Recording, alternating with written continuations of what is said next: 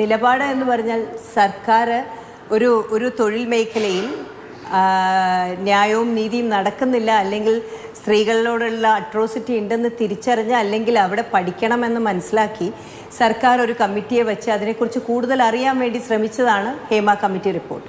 അത് പുറത്തു വരുമ്പോൾ അതിൽ വരുന്ന മനസ്സിലാക്കേണ്ട ഒരുപാട് കാര്യങ്ങളുണ്ട്.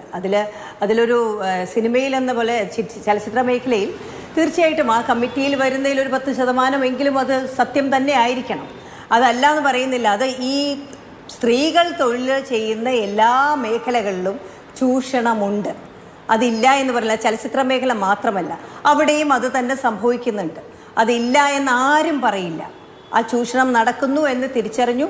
അതിൻ്റെ ആഴവും വ്യാപ്തിയും അതിൻ്റെ അതിൽ നടക്കുന്ന അട്രോസിറ്റീസും മനസ്സിലാക്കി ഇപ്പോൾ നമ്മളെല്ലാവരും അറിഞ്ഞു. ബിക്കോസ് ഹേമ കമ്മിറ്റി റിപ്പോർട്ട് പുറത്തു വന്നതോടുകൂടി അതറിഞ്ഞ സ്ഥിതിക്ക് ഇനി എന്താണ് ഒരു സർക്കാർ ഒരു ഹേമ കമ്മിറ്റി റിപ്പോർട്ട് പോലൊരു റിപ്പോർട്ട് നടത്താൻ പറയുകയാണെങ്കിൽ അതിനർത്ഥം അവരതിൽ ആക്ട് ചെയ്യും എന്ന് തന്നെയാണ്.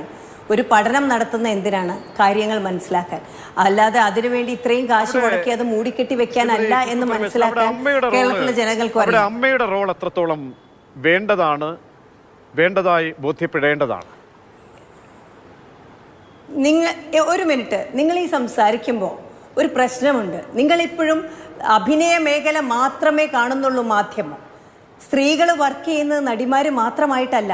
ഫെഫ്കയിൽ സ്ത്രീകളുണ്ട്, മാക്ടയിൽ സ്ത്രീകളുണ്ട്, എവിടെയൊക്കെ ഉണ്ട് സ്ത്രീകൾ. ഈ സംഘടനകളിലൊക്കെ ഉള്ള സ്ത്രീകളെ എന്തുകൊണ്ട് ഹേമ കമ്മിറ്റി റിപ്പോർട്ടിൽ വന്നിട്ടില്ല? എല്ലാവരും വന്നിട്ടില്ല. 62 സ്ത്രീകളെ മാത്രമേ ഹേമ കമ്മിറ്റി കണ്ടിട്ടുള്ളൂ. ഇത്രയും സ്ത്രീകളുണ്ട്. ഇവരുടെയൊക്കെ എടുത്താലേ ഒരു ആവറേജ് അറിയാൻ പറ്റുള്ളൂ, എന്താണ് റിയാലിറ്റി എന്ന് അറിയാൻ പറ്റുള്ളൂ. അതിലെ സത്യസന്ധത അറിയണം, അതിലെ വ്യാപ്തി അറിയണം, അപകടം അറിയണം. താങ്കളുടെ ഞാൻ ആ പരാമർശത്തെ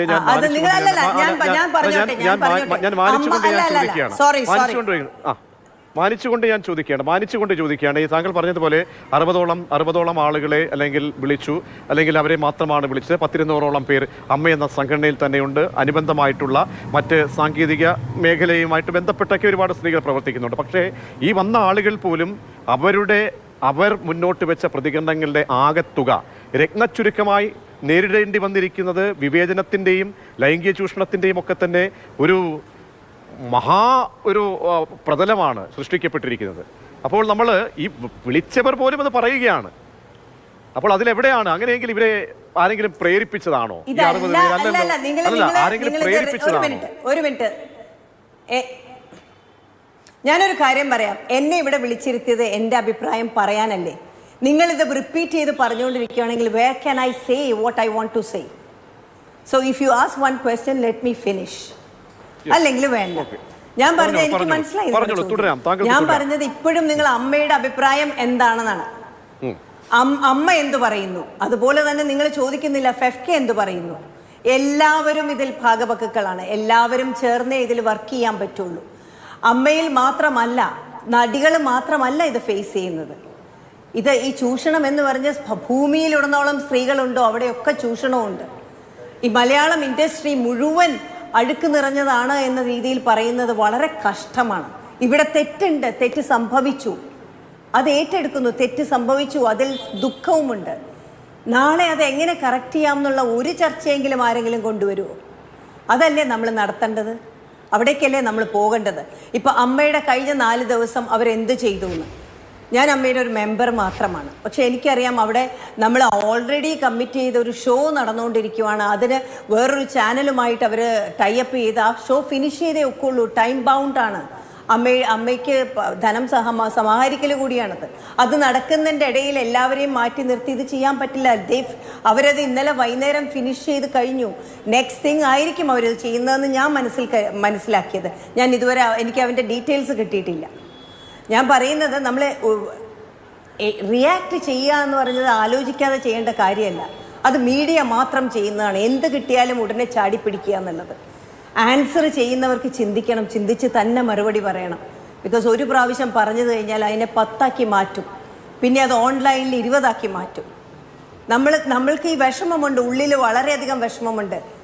ഈ ലൈംഗിക ചൂഷണം മാത്രമല്ല ചൂഷണം, വേതനത്തിൽ അല്ലെങ്കിൽ നമ്മളെ കാണുന്ന നമ്മളോടുള്ള ഇന്നിക്വാലിറ്റി, റെസ്പെക്റ്റ് ഇല്ലായ്മ, ഇതൊക്കെ ചൂഷണങ്ങൾ തന്നെയാണ്. ഇതൊരു അടുത്ത കാലത്തല്ലേ സ്ത്രീകളെ സ്ത്രീകളായിട്ടൊന്ന് കണ്ടിട്ട് അവർക്കൊരു സ്പേസ് കിട്ടിയിട്ടുള്ളൂ. ഇതൊക്കെ അടുത്ത കാലത്തുണ്ടായില്ല. ഈ മാറ്റങ്ങൾ വന്നുകൊണ്ടിരിക്കുകയാണ്. നിങ്ങളിപ്പോൾ എന്നെ വിളിച്ച് ചോദിച്ചു, ഇത് 5 വർഷം മുമ്പാണ് ഹേമ കമ്മിറ്റി നടത്തിയത്. 2018 പറഞ്ഞു. ആ സമയം ഞാൻ അമ്മയിൽ എക്സിക്യൂട്ടീവ് കമ്മിറ്റിയിൽ നിന്ന് മാറിയിരുന്നു. പക്ഷെ അതല്ല, 2018 മുതലുള്ള ഇപ്പോഴത്തെ ന്യൂജൻ കുട്ടികളുണ്ട്, ആക്ടേഴ്സ്. നിങ്ങൾ അവരിൽ ഒരാളെ വിളിച്ചിട്ട് സംസാരിച്ചോ? How are things? എങ്ങനെയാണ് ഇപ്പോൾ ഇൻഡസ്ട്രി പോകുന്നത്? പണ്ട് നടന്ന കാര്യങ്ങൾ തെറ്റ് തന്നെയാണ്. ആ തെറ്റ് കറക്റ്റ് ചെയ്യണ്ടേ നമ്മൾ?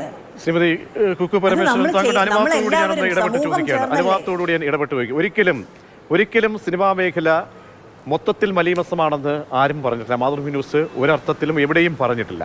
ആ ഒരു ബോധ്യത്തോടുകൂടിയാണ് ഞാൻ സംസാരിക്കുന്നത്. കാരണം പക്ഷേ ഈ ഉണ്ടായിട്ടുള്ള പുഴുക്കുത്തുകൾ ഇതിപ്പോൾ ഉണ്ടായിരിക്കുന്ന ഒരു വ്യാപകമായ രീതിയിൽ ചർച്ച ചെയ്യപ്പെടുന്നുണ്ട്. ഇതിൻ്റെ ഫാക്റ്റ് എന്താണെന്ന് നമ്മൾ അറിയണം. ഈ ഫാക്റ്റ് അറിയണമെങ്കിൽ ഇത് മൂടപ്പെടാൻ പാടില്ല. നമുക്കൊരു നിയമ സംവിധാനമുണ്ട്. ആ നിയമത്തിൻ്റെ വഴി കൂടെ പോകണം. അങ്ങനെയാണ് നമ്മൾ പോയിട്ടും നമ്മുടെ കേരളത്തിൻ്റെ പാരമ്പര്യവും അങ്ങനെയാണ്. അത് ഏത് മേഖലയായാലും ആ മേഖലയിലേക്ക് പോകണമെങ്കിൽ തീർച്ചയായും തെറ്റുകാരാരാണ്? കാരണം ചില വിഴുപ്പ് പാണ്ഡം നമ്മൾ പേറിയിട്ട് കാര്യമില്ല. ആ വിഴുപ്പ് പാണ്ഡം പേറുമ്പോൾ പൊതുവേ ഒരു പൊതുബോധം, അവിടെ ഒരു നറേറ്റീവ് സൃഷ്ടിക്കപ്പെടും. അത് പാടില്ല മലയാള സിനിമയെ സംബന്ധിച്ചോളം. അങ്ങനെയുണ്ടെങ്കിൽ ഇക്കാര്യത്തിലൊക്കെ ഒരു കൃത്യമായ നെല്ലും പതിരും തിരിയണം. അങ്ങനെ ഒരു ആവശ്യം താങ്കൾ കുക്കു പരമേശ്വരനോടാണ് ഞാൻ ചോദിക്കുന്നത്, അമ്മ എന്ന സംഘടനയോടല്ല ഞാൻ ചോദിക്കുന്നത്. കുക്കു പരമേശ്വരൻ എന്ന പരിണിതപ്രജ്ഞയായ വർഷങ്ങളായിട്ട് ഈ സംഘടനയ്ക്കൊപ്പം ചേർന്ന് നിൽക്കുന്ന ഒരു പൊതുപ്രവർത്തകയുടെ ആ നിലപാടുള്ള ഒരു വ്യക്തിയോടാണ് ചോദിക്കുന്നത്. ഇക്കാര്യങ്ങളൊക്കെ പൊതുസമൂഹം അറിയേണ്ടതല്ലേ? ഇതിനൊരു നിയമപരമായ ഒരു വഴികൾ വേണ്ടതല്ലേ? പൊതുസമൂഹം തീർച്ചയായും അറിയണം. ജനങ്ങൾ അറിയാതെ ഒന്നും നടക്കാനും പാടില്ല. ഇതിനൊക്കെ ഒരു പരിഹാരം കണ്ടെത്തണം. ഇതിൽ തെറ്റുണ്ട്, അതിലാരാണ് തെറ്റുകാരെന്ന് കണ്ടുപിടിക്കണം. ആ തെറ്റുകാർക്ക് വേണ്ട രീതിയിലുള്ള ശിക്ഷയാണോ, അല്ലെങ്കിൽ അതെങ്ങനെയാണെന്ന് സമൂഹമല്ല സർക്കാർ തീരുമാനിക്കും, കോടതി തീരുമാനിക്കും. അതൊക്കെ അങ്ങനെ തന്നെ നടക്കണം. അതൊന്നും മാറണം, അതൊന്നും ആവരുത് എന്നല്ല ഞാൻ പറഞ്ഞത്. തീർച്ചയായും ഇങ്ങനെയുള്ള തെറ്റുകൾ നടക്കാൻ പാടില്ല. It is high time we should say that. അതിന് വേണ്ട തിരിച്ചറിവുകൾ ഉണ്ടാക്കി അതിനെ മാറ്റണം. അതിൻ്റെ ഒരു മുന്നോടിയല്ലേ ഇപ്പം മലയാള സിനിമ ഉണ്ടായ ഇന്ന് വരെ കേരളത്തിൽ ഒരു സിനിമാ നയം ഉണ്ടായിട്ടില്ല. സിനിമ വന്നതിന് ശേഷം ഇതുവരെ സിനിമാ നയം ഉണ്ടായിട്ടില്ല. ഈ സർക്കാർ സിനിമാ നയം ഉണ്ടാക്കുന്നു. അവിടെ എന്തൊക്കെയാണ് വരിക? അവിടെ ഇക്വാലിറ്റി വരും, അവിടെ റെസ്പെക്റ്റ് വരും, അവിടെ സ്ത്രീകളോടുള്ള എല്ലാ അട്രോസിറ്റീസ്ക്കും എതിരായിട്ടുള്ള പ്ലാനിങ്സ് വരും. എങ്ങനെ മുന്നോട്ട് പോകണം സിനിമ എന്നുള്ള കാര്യങ്ങൾ വരും. അതൊരു വലിയ ചൂടുവയ്പല്ലേ. തെറ്റുകൾ തിരിച്ചറിഞ്ഞ് ഇതുവരെ നടക്കാത്തത് എന്തെന്ന് തിരിച്ചറിഞ്ഞ് അതിന് വേണ്ടിയിട്ട് മാറ്റം വരുത്തുന്നത് ഏത് സർക്കാരായാലും അത് നടത്തണം. അത് ഗവൺമെൻറ്റാണ് നമ്മളിൽ ഇടപെട്ട് ചെയ്യേണ്ടത്. ആ സിനിമാ നയമാണ് നമുക്ക് വരാൻ പോകുന്നത്. എല്ലാ സിനിമ എൻറ്റിറ്റീസും ചേർന്നിരുന്ന് സംസാരിക്കണം. ഇപ്പോൾ ഒരു കോൺക്ലേവിനെ കുറിച്ച് പറഞ്ഞു. കോൺക്ലേവിന് എന്തിനാണ്? To have discussions.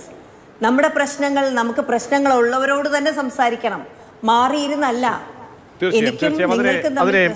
തീർച്ചയായും അത് താങ്കളുടെ നിലപാടായി ഞാൻ ആ കോൺക്ലേവിനോടുള്ള പരാമർശം കൂടി പറഞ്ഞുകൊണ്ട് ഞാൻ താങ്കളിലേക്ക് മടങ്ങിയെത്താം.